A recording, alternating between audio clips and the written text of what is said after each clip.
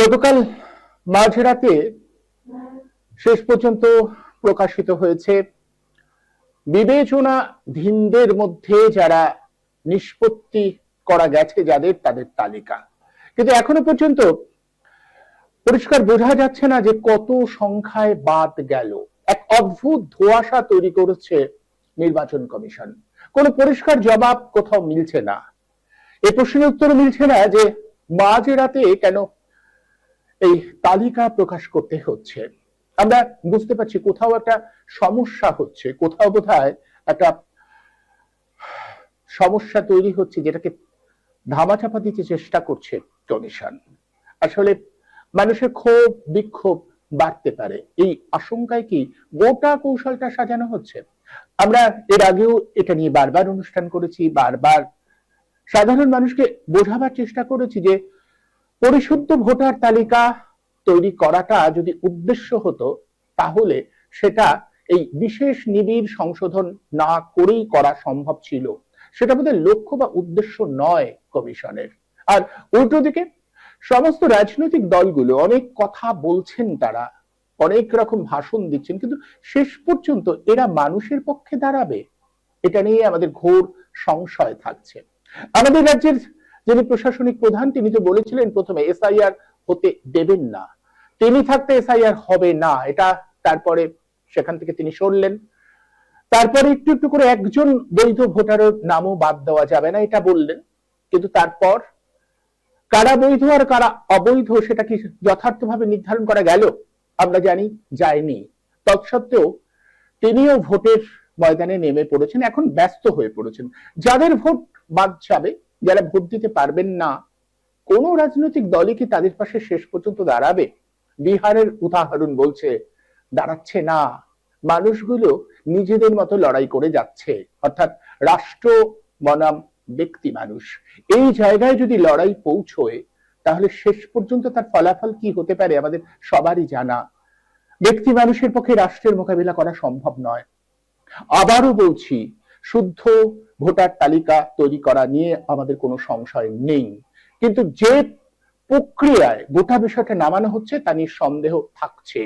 যে তালিকা প্রকাশ করা হয়েছে, যাতে ভোটার লিস্টে যাদের নাম উঠে গেছে, আমি দায়িত্ব নিয়ে বলতে পারি একেবারে চোখে আঙুল দিয়ে দেখিয়ে দেওয়া যায় যে সাদা চোখেই দেখা যাচ্ছে নানা অসঙ্গতি আছে, তৎসত্ত্বেও তাদের নাম তালিকায় উঠে গেছে। অথচ একই রকম ভাবে কিছু বানানের ভুল থাকার জন্য কেউ কেউ বাদ পড়ে যাচ্ছে। কি অদ্ভুত না? আসলে এই অদ্ভুত ধোঁয়াশাপূর্ণ যে ভোটার তালিকা তৈরির প্রয়াস, সেটা নিয়ে আমরা আরেকটু পর্যালোচনা করি, আরেকটু বোঝবার চেষ্টা করি এর পিছনের উদ্দেশ্যটা কি, লক্ষ্যটা কি। এ বিষয়ে আলোচনা করার জন্য আজ এই মুহূর্তে আমার সঙ্গে যারা রয়েছেন, আসুন প্রথমেই তাদের সঙ্গে পরিচয় করিয়ে দিই। আমার সঙ্গে রয়েছেন মানিক মন্ডল, সমাজকর্মী, এবং আমার সঙ্গে রয়েছেন অধ্যাপক রাজনৈতিক বিশ্লেষক দেবশ্রী ভট্টাচার্য। আপনাদের দুজনকেই আজকের এই অনুষ্ঠানে আমি স্বাগত জানাচ্ছি। মানিক বাবু এই লড়াইটার সঙ্গে রয়েছেন, আজকেও তিনি বিভিন্ন সংগঠনগত ভাবে বিভিন্ন জায়গায় যাচ্ছেন, মানুষকে বোঝাচ্ছেন। আমি মানিক বাবুর কাছে প্রথমে বিষয়টা বুঝে নেবার চেষ্টা করি। মানিক বাবু, আপনারা কি বুঝতে পেরেছেন কত মানুষ বাদ গেল এখনো পর্যন্ত? কত মানুষ বাদ গেছে তার কোনো হদিশ বা সেই ধোঁয়াশা কাটিয়ে আপনারা বিষয়টা সামনে আনতে পেরেছেন? দেখুন, আজকের বেলাতে আমার কাছে যেগুলো আছে, ফোন আসছে, এইমাত্র ফোন এলো, এটা হচ্ছে বাগনান থেকে, ওখানে সংগঠন আছে, সেখান থেকে আমাদের শাখার ছেলেরা বললেন যে প্রায় 10,000 মতো ডিলিট হয়েছে বাগনান ওই কনস্টিটিউয়েন্সিতে, এবং ওর গ্রামে বা ওর বুথে 150 মতো বাতিল হয়েছে। আমার বসিরহাট থেকে ফোন এসছে, বর্ধমান থেকে ফোন এসছে, জলপাইগুড়ি থেকে ফোন এসছে। তারা একটি ছেলে বলছে 1952 সালে ভোটার তালিকায় বাবার নাম আছে, এবং সেটা এসআইআর নিয়ে ধোঁয়াশা, এখনো ধোঁয়াশা, এটা করতে এসআইআর নিয়ে এখনো ধোঁয়াশা, এটা আজকের হেডার হবে। হ্যাঁ হ্যাঁ বলুন। হ্যাঁ, তো সেই ছেলেটির দাদু 1952 ভোটার তুলেছে, 1943 সালের জমির দলিল তুলেছে, কিন্তু তাদের ডিলিট করে দিয়েছে। এই যে অসংখ্য মানুষকে ডিলিট করছে, প্রবলেমটা হচ্ছে রাজনৈতিক দলরা বারবার ভোট দিতে পারবে না, ভোটার তালিকা থেকে নাম বাদ দেওয়া হচ্ছে। আসলে এটা কিন্তু ভোটার তালিকার মতো একটা হালকা, যে ভোটার তালিকাকে হালকা, তার চেয়ে ভোট কেউ দিতেও পারে নাও দিতে পারে, সেটা তার নিজের মতো। কিন্তু এটার পরে বলছে তাকে ফরেন ট্রাইব্যুনালে যেতে হবে, ফরেন ট্রাইব্যুনালে যেতে হয়, যদিও সেটা ইলেকটোরাল কি একটা বলছে। আসলে ভারতীয় নাগরিক ভোটাধিকার পাবে। এবার যখন ভোটাধিকার কোন একটা সমস্যা দেখাচ্ছে, একটা তার মানে ভারতীয় নয়, তার মানে বিষয়টা হচ্ছে ফরেন ট্রাইব্যুনাল। ফরেন ট্রাইব্যুনাল থেকে বেঁচে ফেরা খুবই কঠিন, মানে নাগরিক হয়ে ফেরা সবাই পারবে না, খুবই কঠিন। আর কালকে রাত 12টা সারাদিন ধরে যে নাটকটা কমিশন করেছে, যে ধোঁয়াটা রেখে নেই, এবং পরে জানা যাচ্ছে বিচারপতিরা কি ভয় পেয়েছেন। তারা ভয়টা কেন পাবে? আমি অবাক হয়ে যাচ্ছি, যেখানে হাইকোর্টের তত্ত্বাবধানে বিচারপতিরা করতে পারলেন না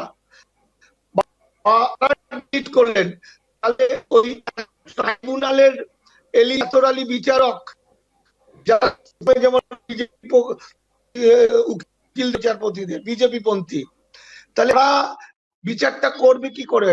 যেখানে যেখানে হাইকোর্টের নির্দেশে বিচারপতিরা করতে পারলেন না, এক্স বিচারপতি বা বিচারপতিরা করতে পারলেন না, সেখানে ট্রাইব্যুনালে গিয়ে মানুষটা নাগরিকত্ব কি প্রমাণ করতে পারবে?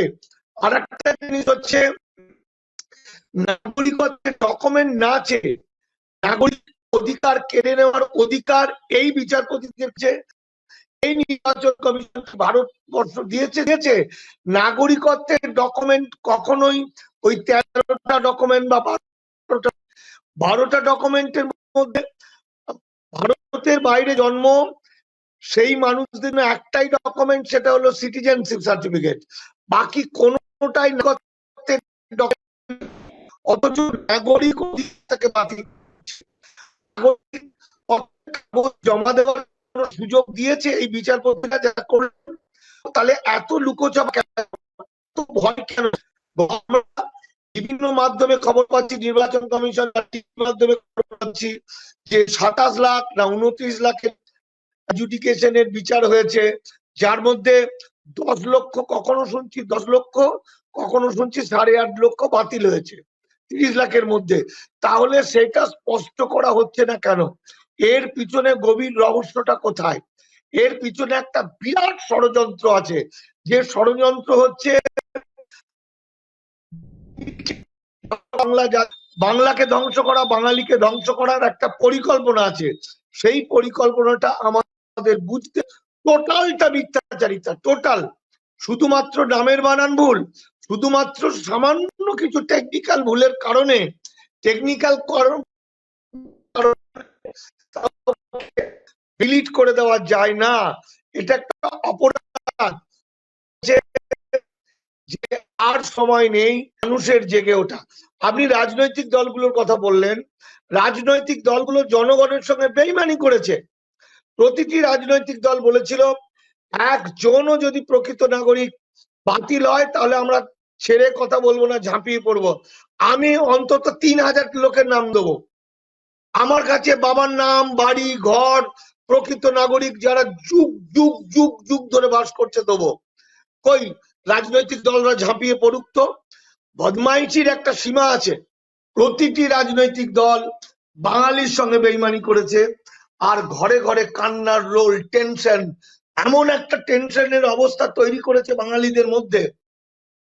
শুধুমাত্র সামান্য ভুল, যে ভুলটা তার নয়, সেই ভুলটা সরকার তার ডকুমেন্ট বানানোর ক্ষেত্রে ভুল। তো আদৌ নয়, এটা না এনআরসি না এসআইআর, এটা বিজেপির একটা কৌশল, বাঙালিকে বেনাগরিক করা এবং বাংলাকে ধ্বংস করার একটা পরিকল্পনা, এছাড়া কিছু নয়। অনুপম বাবু। আপনি শুনলেন একটা তালিকা প্রকাশ হয়েছে, আমি বলছি তালিকাটা নিয়ে ধোঁয়াশা যাচ্ছে না। নির্বাচন কমিশনের মতো একটা সংস্থা, সাংবিধানিক সংস্থা, তারই তো উচিত গোটা বিষয়টার ক্লারিফিকেশন দিয়ে দেওয়া যে এতজন ছিল, এতজনকে বাদ দেওয়া হয়েছে, এটা আমাদের দায় নয়, এটা নির্বাচন কমিশনের সঙ্গে যে জুডিশিয়ারি যে আদালতের রায় অনুযায়ী, সুপ্রিম কোর্টের রায় অনুযায়ী বিচারকদের একটা প্যানেল ছিল, তারা সম্মিলিতভাবে সিদ্ধান্ত নিয়েছেন, এতজনকে বাদ দিয়েছেন, এতজনকে তারা রেখেছেন। বিষয়টা নিয়ে এত ধোঁয়াশা, মানে কালকে মাঝরাতে তালিকা বের করা, এখনো পর্যন্ত আমাদের কাছে, আমরা সাংবাদিকরাও বারবার চেষ্টা করেও কতজন রইলেন ওই 29 লক্ষের মধ্যে যাদের নিয়ে নাকি নিষ্পত্তি হয়ে গেছে, তাদের মধ্যে কত বাদ গেল, পরিসংখ্যানটা কি, শতাংশের হিসেবে কত আসছে, এখনো বুঝতে পারছি না।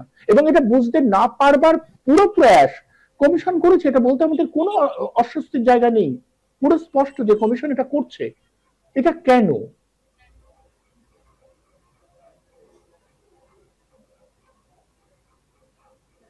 আপনি কাকে জিজ্ঞেস করলেন অনুপম বাবু? আপনাকে আপনাকে। আচ্ছা, শুভ সন্ধ্যা।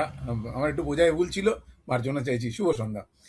দেখুন, এই এই আমাদের দেশের সংবিধান নিঃসন্দেহে ইলেকশন কমিশনকে প্রভূত ক্ষমতা দিয়েছে। আর্টিকেল 324, 326 বা রিপ্রেজেন্টেশন অফ পিপলস অ্যাক্টের 15 থেকে 19, বিভিন্ন 16 থেকে 19 ধারাগুলো প্রচুর ক্ষমতা দিয়েছে, এবং তার মধ্যে একটা অবশ্যই রিভিশন অফ ইলেকটোরাল রোল।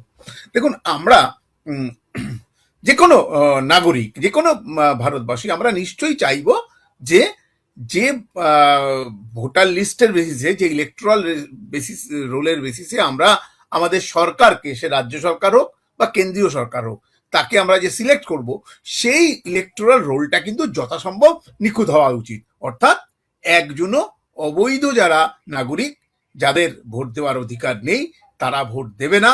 ঠিক উল্টোভাবে যারা বৈধ নাগরিক, বৈধ ভোটার, তাদের একজনও বাদ যাবে না।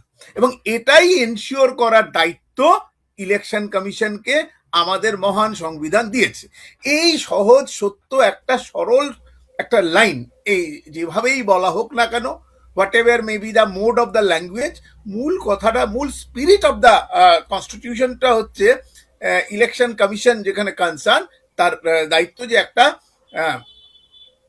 অটোনোমাস বডিকে কনফার করছে রেসপন্সিবিলিটিটা ইলেকশন কমিশন, যে ভোটটা নিরপেক্ষভাবে, একদম অবাধ শান্তিপূর্ণ ভোট কন্ডাক্ট করতে হবে, এবং এই ভোট কন্ডাক্ট করার জন্যে যে মূল যে বিষয়টা, অর্থাৎ ইলেকটোরাল রোল, ভোটার লিস্ট, সেইটাকে যথাসম্ভব কলুষমুক্ত, সেটা কিন্তু বোথ সাইডেড, অর্থাৎ দুটো দিকটাই কিন্তু কভার করতে হবে। যেমন অবৈধ যারা ভোটার নয়, তারা যেন এর মধ্যে ঢুকে পড়ে আমাদের সরকার নির্বাচনে কোনোভাবে ইনফ্লুয়েন্স না করতে পারে। উল্টোটাও, যাদের ভোট দেওয়ার কথা, যে অধিকারটা কোনো সরকার, কোনো রাজনৈতিক দল দেয়নি, ভারতের মহান সংবিধান দিয়েছে, তার থেকে যেন কোনোভাবে বঞ্চিত না হয়, সেটাও কিন্তু দেখার মানে একদম সোল দায়িত্ব হচ্ছে ইলেকশন কমিশন। এখন দেখুন, এই ইদানিং এই যে স্যারের নাম করে, মানে দেখুন, রিভিশন তো একটা নর্মাল প্রসেস, একটা ইলেকটোরাল রোলের রিভিশন তো এটাই প্রথম হচ্ছে না। অনেকে মারা যাবে, অনেকে নতুন ভোটার নাম তুলবে, একদম একদম একদম, বা ডুয়েল ভোটার কোথাও থাকলে সে এক জায়গা থেকে বাদ যাবে, এইটা নর্মাল প্রসেস। এই যে হঠাৎ স্পেশাল ইন্টেন্সিভ রিভিশনের নাম করে খুব তাড়াতাড়ি সময়, দেখবেন যেখানে যেখানে ভোট হচ্ছে ঠিক তার আগে, এটা তো অনেক, এটা এই ভাবনাটা যদি থাকতো যে অনেক বেনজল ঢুকে আছে, এটা কিন্তু বিভিন্ন রাজনৈতিক দল বিভিন্ন সময়ে অভিযোগ করেছে। যেমন এই পশ্চিমবঙ্গের পরিপ্রেক্ষিতে যদি বলি, এই পশ্চিমবঙ্গে যারা বর্তমানে ক্ষমতাসীন, তারাই কিন্তু এক সময় তাদের মূল অভিযোগ ছিল যে ভোটার লিস্টে প্রচুর বেনজল ঢুকে আছে, এবং তাদের মধ্যে একটা বড় অংশ বাংলাদেশি নাগরিক। ফলে ভোটার লিস্টটা কিন্তু একদম যথাসম্ভব অ্যাজ পার অ্যাজ মানে যত প্র্যাকটিকেবল একদম কারেক্ট করতে হবে, এবং খুব ন্যায্য দাবি ছিল, এটা নিয়ে কোনো ভুল নেই। কিন্তু আজকেই দেখুন উল্টো হয়ে গেছে ছবিটা আর কি।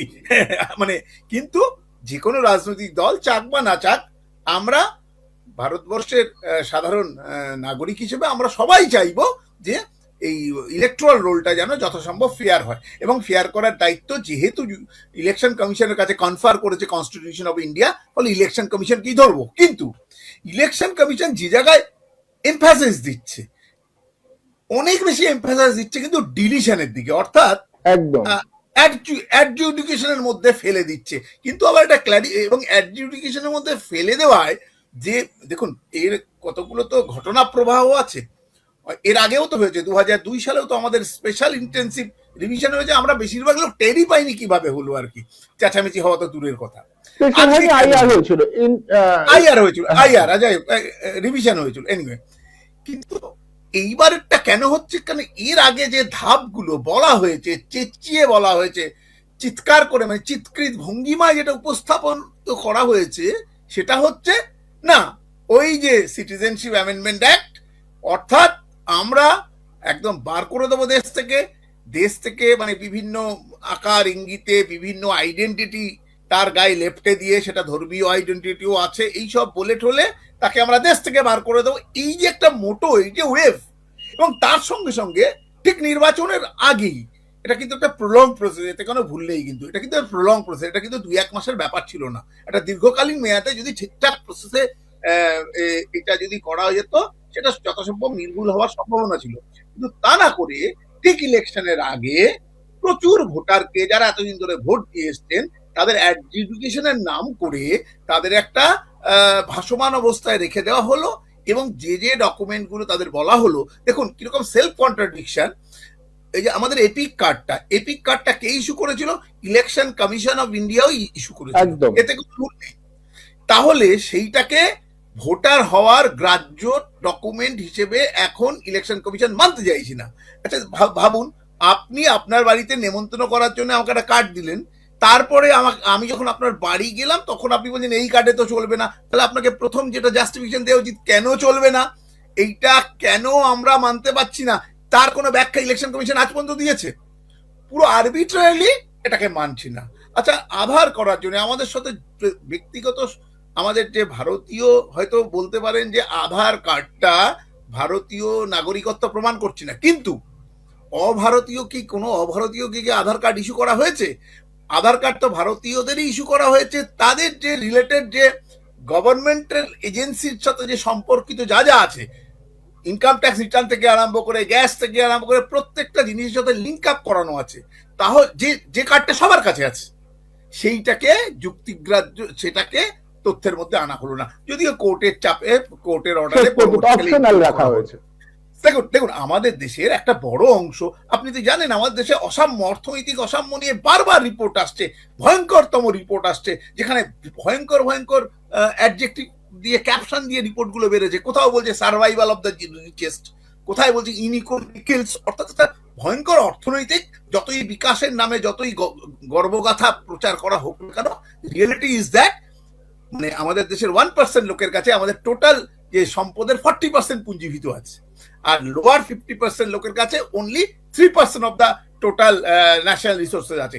এই যে বৈষম্য, এই বৈষম্যের ফলে কি হয়েছে, তাদের অর্থনৈতিক দিকে খুব দুর্বল মানুষ, তারা মানে কোনো মতে বেঁচে থাকার লড়াইয়ে এত ব্যস্ত, তাদের ডকুমেন্টেশন সবসময় ঠিক থাকা সম্ভব হয় না। তারপরে ধরুন ন্যাচারাল ক্যালামিটি আমাদের দেশে নিয়ম করে হয়, ফ্লাড অমুক তমুক এগুলো হয়, ফলে অনেক ডিস্ট্রয় হয়ে যায়। ফলে যে ডকুমেন্টগুলো ইজিলি অ্যাভেলেবেল, সেইগুলোকে না করে যে ডকুমেন্টগুলো অপেক্ষাকৃত শহরগঞ্জি লোকেদের বেশি পাওয়া যাবে না এবং শহরগঞ্জি শিক্ষিত মানুষের কাছে আছে, সেইগুলোর দিকে এমফাসাইজ দেওয়া হলো। এইগুলো নিয়ে বিশাল বিতর্ক রয়েছে। এইবার হচ্ছে যে এডুকেশনের নাম করে যে কথাটা কিন্তু একটা স্টেটমেন্ট দিয়েছে, দেখুন এই কথাটা কিন্তু কাগজে কলমে ঠিক, যে এটা লিস্টের সাথে সিটিজেনশিপের সম্পর্ক নেই। এখানে একটা বোধহয় কোর্টের কাছে একটা বোধহয় এও দিয়েছে ইসিআই, যে ECI has clarified that it does not adjudicate citizenship but verifies it for electoral roll inclusion. মানে বলছে সিটিজেনশিপের সাথে এটার সম্পর্ক নেই, কিন্তু আমরা সিটিজেনশিপটাকে চেক করব so as to include the name into the electoral roll, voter লিস্টের মধ্যে। এবং সেটা 326 আর্টিকেল 326 সে কথা বলেছে, এলিজেবল ভোটারের কথা। এখন এই ভয়ে যে প্রচুর লোক বাদ যাচ্ছে, এবং এখনো যে 60,000 বলছে যে তারা অ্যাডজুডিকেটেড অবস্থায় ঝুলে রয়েছে, তার মধ্যে নাকিত 29,000 রিজলভ হয়েছে, 29 লাখ রিজলভ হয়েছে। সেই রিজলভ মানে কিন্তু সবাই পজিটিভ, একদমই না, একদম না, নেগেটিভও আছে প্রচুর। তাহলে প্রশ্নটা হচ্ছে যে যেই এরা বাদ চলে গেল, এই এতদিনের যে হুঙ্কার দেওয়া হচ্ছিল, অর্থাৎ এরা ভারতীয় নয়, এরা ভারতবাসী নয়, এদের ভারত থেকে তাড়াবো, পরবর্তীকালে এর পেছন পেছন লেজ ধরে ওই সিটিজেনশিপ অ্যামেন্ডমেন্ট অ্যাক্টের নাম করে ওই এনআরসির ইস্যুটাকে এস্টাবলিশ করতে চাইছে কিনা, এবং আমাদের দেশের প্রচুর নাগরিককে একদিকে যেমন ভোটাধিকার থেকে বঞ্চিত করা হলো, এবং তার ফলে যে সরকারটা ইলেক্টেড হবে সেই সরকারটার মানে পিওরিটি নিয়ে প্রশ্ন উঠতে পারে, স্যাংটিটি নিয়ে প্রশ্ন উঠতে পারে। একদম। কারণ প্রচুর বৈধ ভোটার যদি বাদ রেখে তারপরে বাকি ভোটাররা যদি নির্বাচিত করে, তাহলে যে সরকারকে নির্বাচিত করে হচ্ছে জনগণের রায় বলা হচ্ছে, সেটা কিন্তু আসল রিফ্লেকশন হচ্ছে না। এক, দুই হচ্ছে অ্যাডজুডিকেশনের নাম করে যাদের ঝুলিয়ে রাখা হচ্ছে, তাদের যে অশনি সংকেত তারা দেখছে, এর পরের স্টেপ হিসেবে এনআরসি করে তার থেকে বাদ দিয়ে তাদের সাথে এরপরে খোঁজা হবে তাদের সিটিজেনশিপ, এবং তাদের ওই ডাউটফুল ভোটার ডি ভোটারের লিস্টে বা এমনকি সিটিজেন নয় এমন জায়গায় ফেলে দেওয়া, যার ফলে যারা এতকাল ধরে ভোট দিয়ে এসছে, এতকাল ধরে তারা ভারতীয় গণতন্ত্রের সাথে যুক্ত ছিল, তাদের হঠাৎ কি কারণে, হঠাৎ যুক্তিগ্রাহ্য মানে যুক্তিগ্রাহ্য মানে এছাড়াই তাদের হঠাৎ করে এই একটা ভাসমান অবস্থায় রেখে দিয়ে আসলে কি ইলেকশন কমিশনের যে বেসিক ডিউটিটা, অর্থাৎ যে এক প্রতিটা মানে প্রকৃত নাগরিক প্রকৃত ভোটার লিস্টের মানে ইলেকট্রাল রোলের মধ্যে ইনক্লুড করার, সেই দায়িত্বটা কি ইলেকশন কমিশন আদৌ পালন করতে পারছে? এই নিয়ে কিন্তু সত্যি কথা আমরা সাধারণ ভারতবাসী হিসেবে অত্যন্ত ওয়ারিড। কারণ আমাদের একজন সহনাগরিকও যদি এইসব এই টাকা পোয়ারে যে প্রকৃত ভোটার তারা যদি বাদ যায়, তাহলে কিন্তু আসলে গণতন্ত্রই কলুষিত হয়।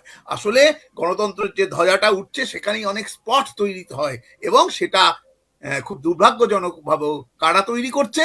যারা এই গণতন্ত্রের পৃষ্ঠপোষক হিসেবে সংবিধান যাদের এই গণতন্ত্রকে রক্ষা করার দায়িত্ব দিয়েছে, এই পুরো ইলেকট্রাল প্রসেসটাকে স্মুথলি এবং অবাধ শান্তিপূর্ণ নিরপেক্ষভাবে কন্ডাক্ট করতে দিয়েছে, তাদের হাতে যদি কলুষিত হয় গণতন্ত্র, তাহলে এর থেকে গণতন্ত্রে কিন্তু এর থেকে বড় লজ্জা আর কিছু হতে পারে না।